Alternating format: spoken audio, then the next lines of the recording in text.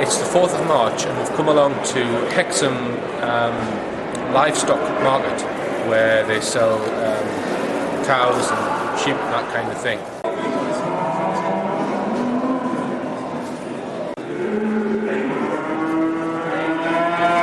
When they said calves, I thought they were going to be little things like that. We're at a once-a-year event here where young farmers are, I think they're given grants to purchase a calf sort of 6 months ago, last year, and what they have to do is suckle the calf through the winter and grow it as much as they can, and then they then sell the calves, and the young farmer that actually makes the most money on the calf wins the competition. So we should have, and I think there are over 60 calves that have been purchased and are entering this competition. They're not being sold today, I think they're going to be sold tomorrow. We've brought along 50 copies of Silent Killers to hand out with a message which reads, have you seen any unexplained animal deaths or injuries? Watch this shocking documentary for full information. And it's got my telephone number on here, so we're going to hand these 50 DVDs out to anyone who keeps large amounts of cattle or sheep. These strange injuries. My telephone number's on. I had some good news today because my Member of Parliament Dave Anderson has actually submitted a parliamentary question to the Secretary of State Jim Fitzpatrick, asking him when he's going to reply to Richard D. Hall's correspondence about animal mutilation.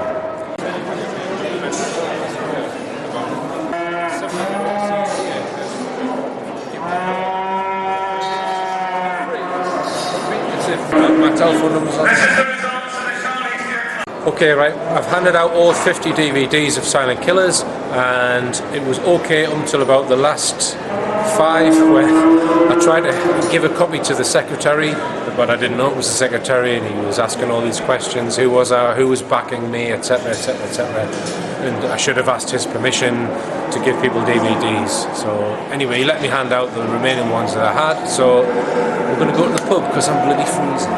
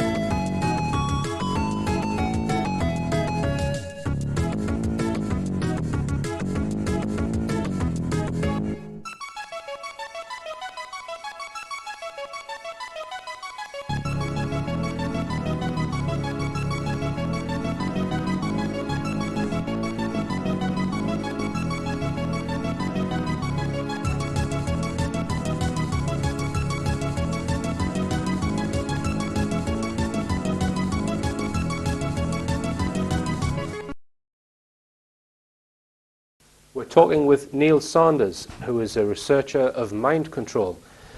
Now then, Neil, we were talking about the use of electronic equipment in mind control, and there's a guy called Michael Persinger, who in the 60s worked on the MK Ultra projects, and you know, a lot of people might not believe this, but he developed a God helmet. Yes, well, basically, I mean, this has been independently verified by a lot of, you know, curious, skeptical scientists, and what he was able to do was make a physical helmet that basically made people feel as though they were talking to God. It was a simulation of a religious experience, and it's never really been explained in sort of mainstream media why he was doing this.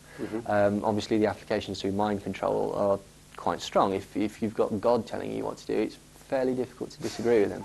So, so yeah, you can understand why they might want that equipment. Oh, if they're going to try and get someone to believe that they're getting a message from a higher power, then that's a way of controlling someone, I suppose. It's Isn't it? very, very persuasive, I would Yeah. have thought. Yeah, I mean, personally, was also involved in directly putting emotional states into people's heads. You know, like we've discussed earlier, making people feel white-hot rage, making people feel completely disconsolate and just breaking down. And you know, he could do this. The God helmet was actually physically put on somebody. These other techniques could be used at distance. At distance. Yeah, and I believe they used electronic or microwave type energies. And so, are there any people who've actually reported being experimented on with this God helmet? I mean, what do they say? Do they feel anything? Do they actually? Yeah, as far as I know, the God helmet is. I mean, the God helmet's not really sort of not talked about. That's something that he's sort of quite happy to show to sort of, you know, people in New Scientist magazine, this sort of thing. And people have been there and said, yeah, no, it is strange. It feels like, you know, I feel separated, I feel dissociated, I feel like I'm floating, and I feel like I can hear a voice and such like that. But yeah, lots of, you know. But you would say that other than the God helmet, they've got technology which is way in advance of that, and far more sophisticated, perhaps. Yeah, I think the God helmet really is more of a sideshow. You know, it's just a way of saying, look, this is what we've actually been doing all this time. We're trying to prove that religious experiences are psychological processes or something like that, and it's not really, is it? It's used for sort of exploiting these religious experiences. You know, there's many other people that were involved in that. You may have seen the film The Men Who Stare at Goats. Right. Oliver Lowry was the psychiatrist involved in that, and again, he was basically talking about. He's not mentioned in the film; he's mentioned in the book, but he's talking about again transferring emotional states, making people do things that you know they wouldn't normally do. So was that film basically discrediting people who say that mind control is what they were up to then, or yeah, I mean, what do you think the overall purpose of that film was? I think it's there to yeah, it's a disinformation. Yeah, I think disinfo, and it's to sort of, you know, smooth it off and make it's just silly, crazy, wacky old experiments by whacked out hippie soldiers and stuff like that. Not really to be taken seriously. It's not really to be worried about or anything like that. It's just you know, something that we tried in our crazy heyday or whatever. But you would contend that it's still being mind control and possibly remote viewing is practiced today in all seriousness by the CIA and others. Definitely. I mean, that film would be just to sort of yeah, dispel people's interest in it. Perhaps. We're not interested in that. This is just silly. This was a silly aside that we were using, and it's not the case. I mean, Igor Smirnov, who's often called the father of psychotronics, basically his Smirnov patent was bought by Psytech, and Psytech is a remote viewing organisation run by Ingo Swann, Ed Dames, and Colonel B. Alexander. Just for those who don't know what remote viewing is, Neil, I'll try and describe it briefly. It's the ability to come out of your body to somewhere else and gain information of another part of the world or what have you. Some people say that it's the same as an out-of-body experience. Yeah, like transcendental meditation. Right. That sort of thing. And are you convinced that that works? I'm convinced that it has worked in the past, and I'm convinced that basically the American government has put millions of dollars into researching it, and you don't put millions of dollars into researching something unless you expect to get some results. I mean, it's actually discussed in the very good book Psy-Spies by Jim Marrs. He documents a lot of the documented experiments that they carried out. Basically, they got into a psychic war with Russians. The Russians were doing exactly the same sorts of experiments, and often you would get two psychic spies wandering around in the psychic plane, able to see each other and stuff like that, completely, dissociated from their body. It's quite hard to believe. I mean, I'm not. You see, remote viewing. I don't. I'm open-minded, as you have to be, but I'm not convinced by remote viewing. But perhaps I haven't read, the books that you've got on display here. Maybe I need to. I mean, but you seem convinced that remote viewing works. Then. Well, it doesn't seem that dissimilar to me from, as I say, transcendental meditation, which can be practiced, and also things like near-death experiences, and like you were saying, out-of-body experiences. I know people that have had out-of-body experiences, and these can be can be made to happen. So, you know, there's definitely something into it. Otherwise, they wouldn't continue. The organisation SciTech wouldn't exist anymore, and it does. Yes, and Colonel John Alexander, who was involved, I believe I heard him on a radio station say that he thought Men Who Stare at Goats was 95% hokum. Well, it probably is, but that 5% is the bit that you've got to look at. It's the 5%, which is there's truth in that. Yeah, and I think that's the thing about John B. Alexander is that it shows that these aren't just scientific experimentations. They have got military applications. The military are very, very interested in these things, and they continue to fund them and they continue to research them. And you've got to question, why would they be doing this unless there was some sort of tangible result? And more recently, the chap called Michael Aquino, tell us about him, because he's heavily involved in the NSA, the National Security Agency. Well, Michael Aquino, a lot of people may know him as the leader of the Temple of Set, which was, a satanic offset. SET. Set, the Egyptian god of the dead. Basically, it's an offshoot from the Church of Satan, started in San Francisco by Xander LaVey. It is a satanic cult. It is, he is the leader of it. He's also a military general. He's the highest ranked military officer in the NSA. And he's still serving now? Oh, yeah. Right, yeah. And he's also the head of the Church of... The Temple of Set. The Temple of Set, okay. Yes, well, he wrote a paper called From Psyop to Mind War, which basically talks about using psychological operations as a means of mass mind control, which is basically, coercing the populace through fear and things like that. And also killing people with ionizing radiation, using death rays and things like that could be used at a distance to kill people. Now, I've heard rumours that quite often children are involved in this research. Yeah, well, I mean, even within the MK Ultra mind control papers, it basically suggests that if you want to do the dissociative identity or the smashing of creating alters within a person, and this could be used for assassination purposes, it could be used for sort of sex slave purposes, it could be used for spies using using people as sort of computers and such like that. According to the MK Ultra, it's better to do it to a child under the age of 3, and I assume this is because basically their mind is not well formed enough and it is sort of more malleable and can be easily shattered. Right, but once you've done that to the child, was then the ultimate purpose of that? Just research, then, or would the child then be used for something? It really depends on who you believe. I mean, if you believe people like Cathy O'Brien, for example, basically she would say that these people are then used for. I mean, the children themselves are used in child prostitution rings and, to make money and to transport drugs.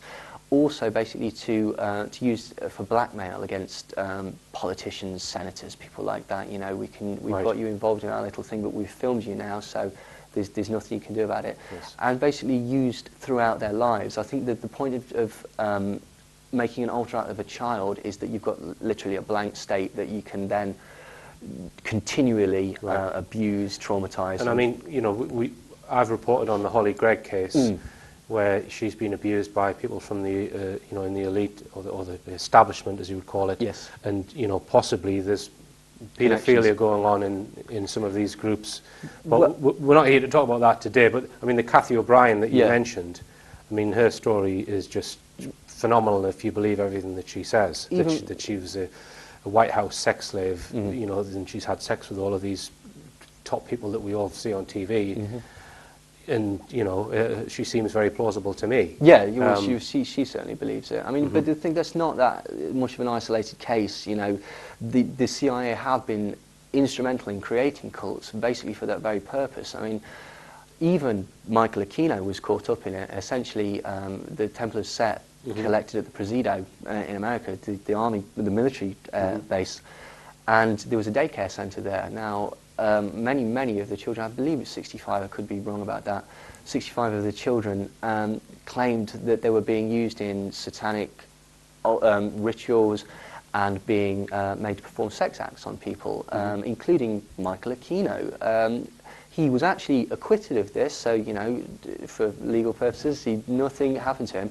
However, a lot of these children ended up with, similar to Holly Gregg, with venereal diseases, gonorrhea, things like this, which is not really expected of toddlers. But it's interesting to note that this man, he's involved with the Temple of Set, which is, a high satanic occultic organisation. It's got connections to the Church of Satan, and then obviously through that you could you could suggest that he's got connections to the process, Scientology, etc., etc., etc. He's also involved with military applications of mind control software and technology, mind controlling individual subjects, and mass mind control of populace. It all seems to tie together. I mean, there are other projects for which there is probably less evidence, and some of the claims are a bit more far out, such as the Montauk project. Yes. Where in the claims in that project are phenomenal, and I know that you don't want to go into things that there's no hard evidence of, but the Montauk project, just briefly, was using young people, predominantly blue-eyed, blonde-haired, because they have some sort of particular genetic psychic ability. Possibly a connection to sort of ancient Atlanteans, if you believe sort of Zechariah Sitchin and alien seeding of the population and stuff like that. Then these would be the original genetic blueprint, and because of that, they have that alien responsiveness. Allegedly in the Montauk project, they were trying to basically record emotions psychologically on computers and then transmit them via that big transmitter to create fear in an enemy, or, as we discussed earlier, make an enemy surrender. Yes. And the interfacing technology that read the minds of whoever they were experimenting with possibly came from alien technology. Yeah. I mean, this is the rumour. Well, I mean, the thing about the Montauk thing is that there's established things that did actually happen there in the Montauk town and stuff like that. Animals going crazy, running into certain directions, all of them en masse and stuff like that. I would very much believe that perhaps back-engineered alien technology is used. I mean, if we look at it's all Nazi, isn't it? A lot of it's Nazi, and if we look at the sort of claims about Nazi involvement was with aliens, the Hannibal, flying saucers, the Foo Fighters, the possible connection to the Greys, the bases in Antarctica. If that has any credence at all, then it's not a massive stretch to connect back-engineered alien technologies to mind control. Okay then, Neil. Well, that's all we've got time for this programme, but we are going to have you back on the Starship soon for another programme where we're going to discuss the media's involvement in mind control. Yes. Which is very extensive. Yes. But thank you very much indeed for coming on board, Neil. It's fascinating talking to you, and thank you very much. Really looking forward to the next discussion that we're going to have. Me too. Okay. Sounds great. Well, thank you. And it just remains for me to say, keep your eyes on the skies and your feet on the ground, and tell all your friends about this show.